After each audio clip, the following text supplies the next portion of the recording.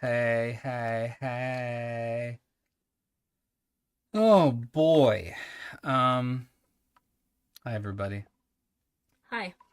Yeah, I'm gonna check our sound real quick. we're gonna check our sound. Oh boy. It's working. Yeah, it's There looks we are. good. We're here. Um, Yeah. Okay. Cool. we Hi, got everybody. chat open. Hi.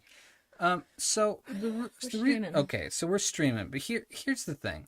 So we have a plan. Okay. I don't know if it's a good plan. I don't know if it's certainly not a thorough plan. It's a plan in its earliest stages. Yeah. But we've been thinking It's an about experiment. what we're doing. I think we both think a lot about what it is we're doing, you know? Arguably, we might think a little too much Too about much, what yeah. we are doing I think at so. any given moment. Yeah. But But what does that mean for you? how does that affect you? Any positive ways or just negative? So we're doing the show. We love doing the show. The show takes a lot, but we're also trying to ramp it up in terms of how challenging the filming is and things like that. So we understand that the show is that we plan to be quarterly is more like Yeah. biannually. Yeah. We Yeah. would like to We're tighten clocking at that 6 up. months an episode. Yeah. Mm-hmm, Right now. mm-hmm, mm-hmm.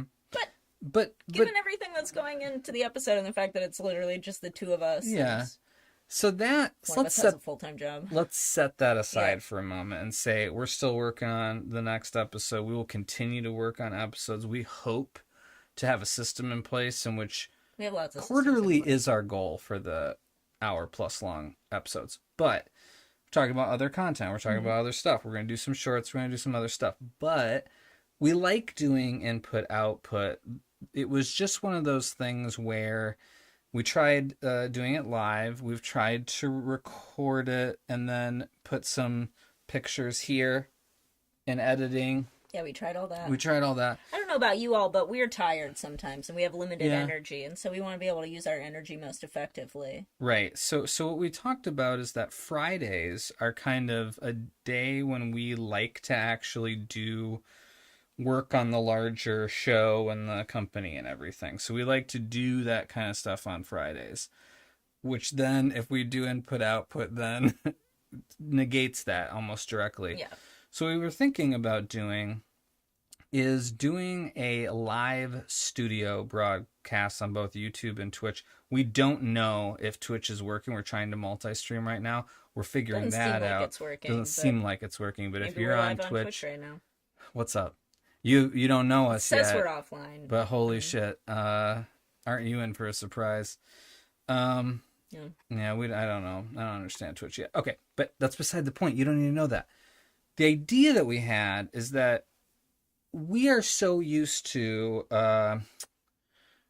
having collaborative conversations with other artists, and we really enjoy that. So, as we sit here and input output, and we're talking about like what games we played and what movies we watched and what the fuck is going on with the world. In addition to that, we haven't actually been talking a lot about the show or other work that we like and kind of allowing for more of a discourse about which we genuinely like. So we had this idea. You really had, I think, the real seed of it. I think, which Yeah. is Studio hangs. studio hang, where Come hang oftentimes, out in the Divergency Creative Studio with us. yeah, because what we can do is this isn't. I'm not going to show anything right now, but we have a couple cameras in here. We have a couple mic systems. We can bounce between the couch. We can bounce between the desk.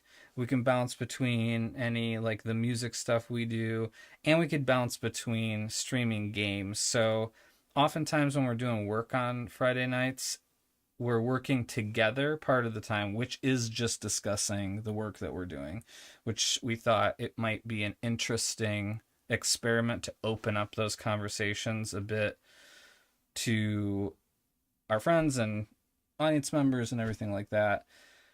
In addition, sometimes we're not really working at the same time. So someone will be like, I might be doing sound work, and then you know, you could chat or play a game, or you might be doing some editing stuff and I could chat and or play a game or something. So the idea would be a more of a let's have conversations with people about the stuff that we're working on, the stuff they're working on, ideas for stuff, the stuff that also was already in IO, which is like, what did we play this week? So we can talk about that for a little bit. What we watch, what we do. I have been, well, that's the gist of it. So starting next Friday, because I did not finish setting everything up because it is quite a thing. I don't know if you've ever set up like a home broadcast studio. Home 'Cause broadcast this man is psychotic. studio. Well, and it has to also be a good recording studio and a good editing bay. So to set it up so it does all three of those things equally well, is a bit of a puzzle that I enjoy, but I have in fact tired myself out this week. I'm almost done. Oh, I've almost got it, but not yet.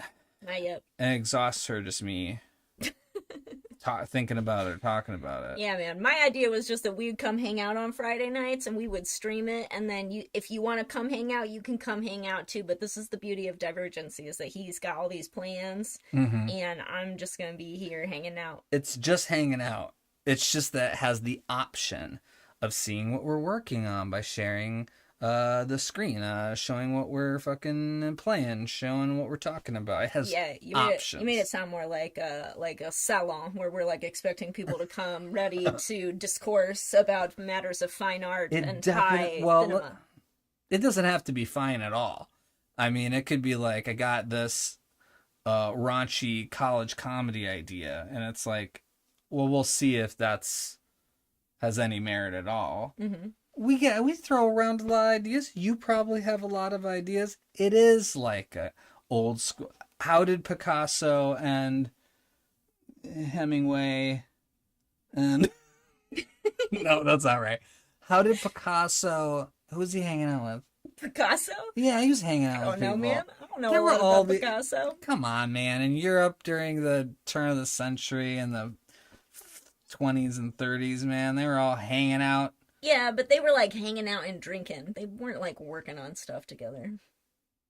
They were talking about art. That's the part I'm talking about. Yeah. Yeah, we're going to do that. Like some of that, depending on whether people show up. Right. We're going to be talking about art. We're going to be talking about making art. We're going to be making art sometimes. Sometimes we're just going to be dicking around. Mm-hmm. It's a studio hang. Whatever happens in the studio stays in the studio. And then is on and like then a is VOD live later. broadcasted. And then you watch it later. Publicly posted on the internet. Right. Otherwise, it just stays here. Anyway, that's our new plan for what we're going to try to do on Fridays. Plan. So, yeah, and I see now no one's in the chat, right? So what this means is that's because we haven't done live, so no one's coming here live yet. But which sort of defeats the purpose, but we're hoping that you'll see this. Friday nights, come hang out with us. Friday nights, we'll try to make more of a thing of it by inviting people and stuff. And showing up. And doing, and me putting together my, like, diabolical plan for the space so it feels very dynamic for no one but me. Yeah. And, you know, and so that's fun for... At least it feels dynamic for someone. Me. It's fun for me. Anyways, this mic's not pointed right. Yeah. Is the sound okay? I don't know. We'll have to figure this out when we watch it back, or when you're watching it. If you're watching this like it would be a normal IO and you're like, man, that sound sucks, let us know in the comments below. If anyone pops in, you know, you come in, you're like, yo, you say, you help us out, because we think it's working. If you see something, say something. Don't bring a TSA. Probably saying TSA will get us like flagged or something. Blacklisted. Just for saying the letters TSA. I don't know anymore. Weird times. Those are weird times. Okay, so you get the idea, right? We're gonna Friday nights. We're gonna really try to commit to doing our work anyways. Yeah. And also just turning cameras on. Yeah. And hopefully having some dialogue with other people and hanging out. If you've got better things to do on Friday, I get it. Yeah, but we don't have better things to do. But this is what we choose to do on Friday. We like to do this. So If you like to hang out and also do work, kind of like a you were saying it with that writing thing, right? It's like Yeah, like body doubling or like an accountability class. Like, accountability. That yeah, was the we're just word. gonna have a digital space on Yeah, the internet where we're gonna be working on shit. and you And could if be you want to working come on hang out stuff. with us and work on our shit or work on your own shit or just observe, then that's what it's for. I always really enjoyed the process of students working on stuff and like just asking about like just kind of like brainstorming a little bit, sort of the light dialogue that happens with like not just the maybe that's really the taking the high art part out of it is like there's some serious conversations that sometimes can be had at the end of processes to get them really well done and refined and all of that stuff. But there's some like fun, chill, almost equally important conversations that can happen at the start of creative processes that I really enjoy. That I think that would be fun to try to get going a little bit. Well, people are being held accountable. They have Friday work they can do. We can Yep. do it. We can talk about stuff and we'll be like, are you doing anything right now? You don't really have to be. I also no pressure. Yeah. But we need to for our own well-being. Yeah. All right. That's we don't have anything more to say about that. What do we So I was this whole week like an insane person as usual taking all the musical equipment. This isn't even I have a lot of figuring out to make sure the editing bay can also handle the streaming very easily because we don't do things unless it's like push a button and it works. So I was doing that and then I had to order some stuff because like Mac studios aren't great at like USB powering things. Do you know about this? It's like one of those technology things where you spend so much on a thing that's like there's 4 USBs that are they're so fast, these USBs, they're thunderbolts, they're gonna do everything, and then you read about it and people are like yeah, but they don't power stuff very well. We had It's a like harrowing what? we had a harrowing moment in the middle of the second episode where we were like Yeah. 3/4 of the way through editing, the final yeah. episode and our hard drives got fucked up and we like thought we lost Everything. the show. And it was just because It's just a Mac issue. Just Mac. I really like being Mac like- for a bunch of Yeah. reasons, but also just I hate USB. Do you like hate USB like I do? Oh man. I thought USB-C and everything was going to fix it, but it turns And they out keep telling us it's gonna fix it. they're liars. So anyways, that's not that interesting, but it may resonate with you. So I was doing that, but then I was waiting for stuff in the mail, so then I turned my focus in. I've been like accumulating music gear for, oh my God, 15, maybe 20 years? More than 15. All right. Like 20 years. And We've known each other for 11 years. right. Yeah, Yeah. 20 years. Because I just love music gear because even though I'm not some amazing musician, I love music and I love sound. I love making sounds, which is why we've convinced ourselves to do all the sound for the show. Yeah, all the music and everything. So I've been setting up I've always wanted to do have it all actually hooked up so you can take a guitar down and plug it in and have your pedals and then you can have a synthesizer and that's plugged in. You can just push record and it all works. And I got so obsessed with it and I'm so close to being done. I can't wait to show everybody and we'll make some music. Some more music. And we'll make some more music with it. So that's what I was doing all week. Yeah. What else? What are we playing? What are we watching? What's happening? I got a little tech device this week. Yep. I got myself a little Miu Mini Flip. And it's so cute. Maybe I don't know. It's just a little clamshell emulator. Yeah. And it's white and it's got cute little pastel buttons. And I set it up myself, which I was very proud of. Yeah. That's the first time you've done that kind of For a gaming thing. Yeah. Yeah.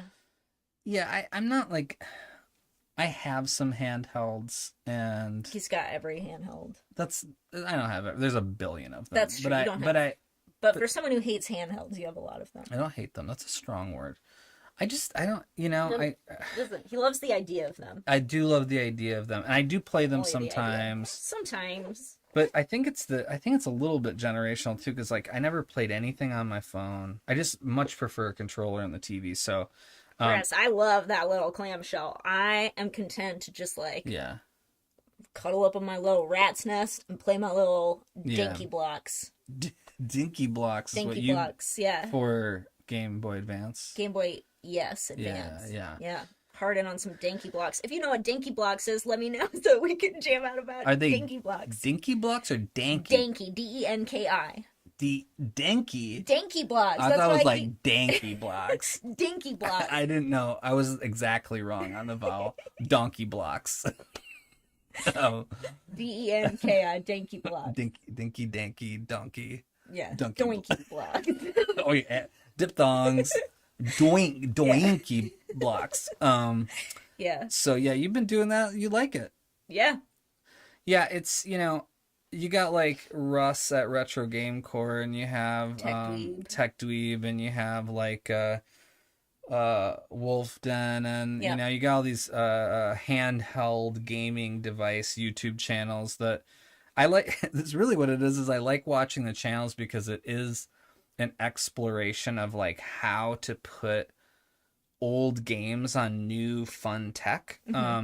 You love that about it. It's every handheld is an opportunity to set something up. That's and fun. if Curate it. If your title could just be the setter up of things, you would love that. So everyone's a little excuse for you, like, set this one up perfectly, and then you're like, and now it is the platonic ideal of what this is supposed to be, and I will never touch it again. I do touch it again, Maybe. but I would like to move on to another thing. Yeah, we gotta set up the next thing. Let me ask you this. What? How did you enjoy the process of setting it up? Because you've never really... I usually do all that shit. I would say enjoy is a strong word. I read the directions, I downloaded the files, I fucked up a few times, and was like, God damn it, now I have to erase all of those because I put them in the wrong folder. Right. So, like, it wasn't my favorite. Again, I set up the things I have to set up. I like to set those things up really well. But wasn't it fun? It was not fun. You looked like you were having a good time. It was nice to get it done once. This isn't like a contrarian part of you that's like... No. I like setting up the right thing. Uh-huh. You know me with stationery. I'll go a little crazy and set up my notebooks. But actually, the setting up of things, we're different this way. And I want to make it clear to you and to the audience that there is no moral judgment. We're different this way. Mm-hmm. Setting things up and then not using them makes me feel really bad. And I've always felt this way. I used to feel guilty that all my stuffed animals couldn't sleep on my bed with me because I was like, it's not fair to them to have favorites who get to sleep on the bed. I've got too many stuffed animals. If they can't all sleep in the bed with me, who am I going to single out? Eeyore? This patchwork elephant? Who deserves to not be on the bed with me?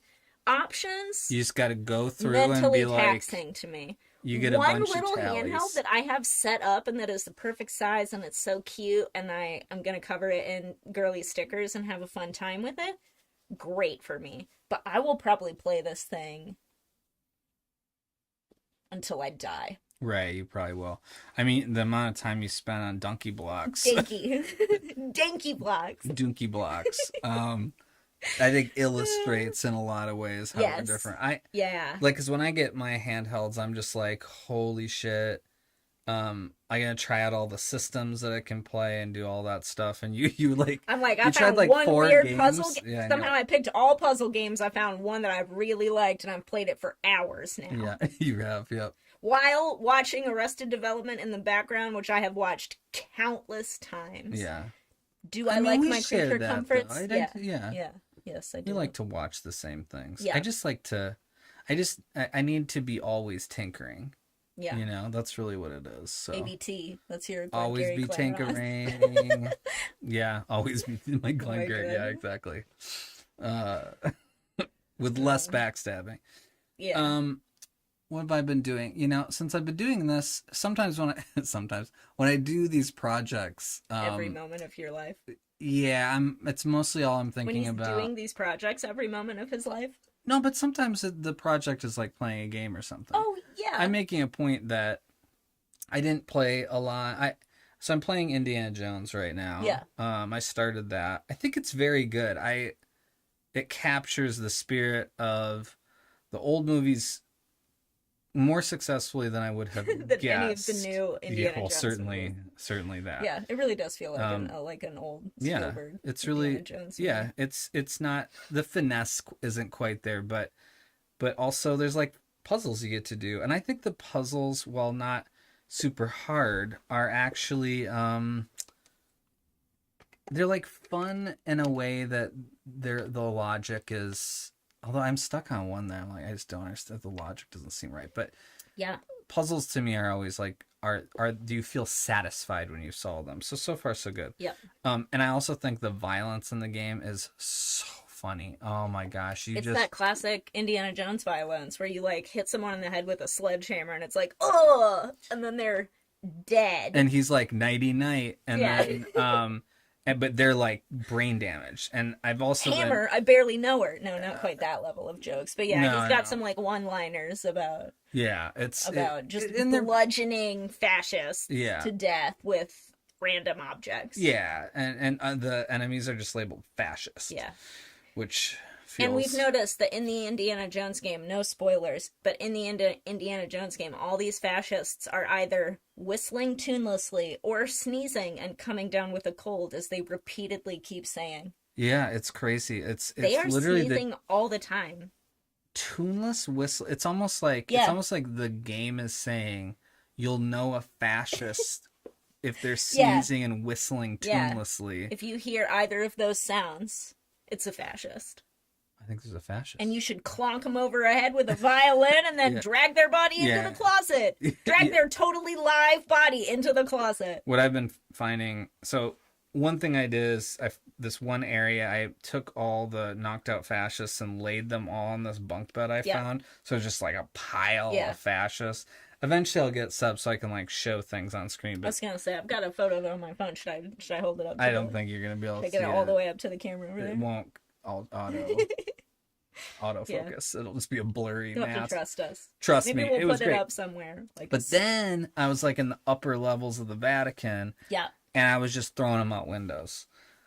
And that was really fun. So that's not what the game is for, but just so you know, you can throw... Video games are so funny that way. Like, you toss a uniformed fascist out the window of a tall building, and he lands in a public square where there are other fascists walking around. And all the fascists are like, huh? What was that? And then they just go on with their business. Yeah. They walk right by the body. No one sees it. Like, nobody. Oh my God. It's a nugget appearance. Hey, you just gonna... Oh my God. Yeah, you're gonna get some nugget butt. Get ready for some nugget butt. Hi, bud. What's up? Hey. We're talking about Indiana Jones. Yeah. Nugget, what'd you do this week? What'd you do? Got tired? Yeah, this week Nugget was scared of a thunderstorm, and then he was tired because he was scared of the thunderstorm all night, and then he was still tired because it was rainy and gray, and then he went to doggy daycare, and then he was tired from that. I think I'm trying to understand, it's important to try to understand animals and come to where they are, because they're not, there's only so far they can come to you. Yeah. And so here's my theory with him. I think he makes most of his decisions based on whether he thinks we're protecting him or he's protecting us. So, like, what happens is, like, we'll go to bed and he'll, like, when we go and lay in bed and maybe watch something or something. He army crawls under the bed. Yep. So he does a downward dog. And he gets excited. Army crawls under the bed to sleep under us while we watch something. So he's excited as though he's like, time off. Bedtime. And so he does that. But then when we shut everything off and actually go to sleep, he crawls back out and then goes to the living room like he's got to be around windows. I think there's a watch rotation. Yeah. He's like, all right, I got my 2 hours of sleep. So what happens when there's a thunderstorm is he comes in the room. He's like, oh my God, you guys, there's a thunderstorm. We got to do something. And we're like, go to fucking bed, dude. And he's like, you guys? Yeah. This thunderstorm is going to kill us, even though it is not currently inside. Why aren't you up and ready to go? Yeah. And we're like, we're safe in here. Yeah. And so that's that rotation. Yeah. And then when he gets really tired from anything, the next day, he's like, he's just like, So will you tired. just go check that out? I'm like, I need to recover so I can be on. Why? Like we don't understand. He Yeah, always the looks at cycle. us like we don't understand when to be on watch, Yeah. and he'll never understand that. Like No. nobody needs to. That's why we have cameras, you know. But I He want him doesn't to understand feel useful. Yep. You know. Yeah. Old Schnuggies. Yeah, he's getting old. Even though he's spry as all shit, except when he's totally exhausted. Giving us I'm projecting a little bit. just a little bit. What else? Anything else? I don't think so. Did we watch anything? No, we watched Ninth Gate. We did watch Ninth Gate. Okay, Ninth Gate. I like it. Yeah, it's not it bad. was. I don't love Johnny It's not Depp, bad. generally Yeah. speaking. Actually, this is to me the appropriate casting of Johnny Depp. Not He's one of letting those actors him for go me that, ham. yeah, that like actually Needs a little control. you don't want him playing Willy Wonka in that horrible No. Charlie and the Chocolate Factory. You want him playing kind of a fuckhead antique book dealer who ultimately makes a pact with the devil, basically. Like that's the part for him. You know? Yeah, totally. So totally. good casting. It was a good movie. Frank Langella is great. Yeah. As usual. It's, a director who is a terrible person. Yeah. But so many are. Yeah. Kind of a canonical movie director. But it was like just fine. Like I think it's I think it's a little underrated because no one even ever mentions it as like a movie to watch. I think it's definitely watchable. Oh yeah, watchable for sure. That's what I mean. Yeah. Like that used to be the kind of movie where we had a dollar movie theater in my hometown. Yeah. And like if that went to the dollar movie theater, I'd be like, yeah, I'll pay $1 to go. Totally. This was when I still went to the movies. Like it was an enjoyable thing for me to do. Right. But if it was that time, I'd be like, yeah, I'll see that. Yeah. But that would be where I would want to see it.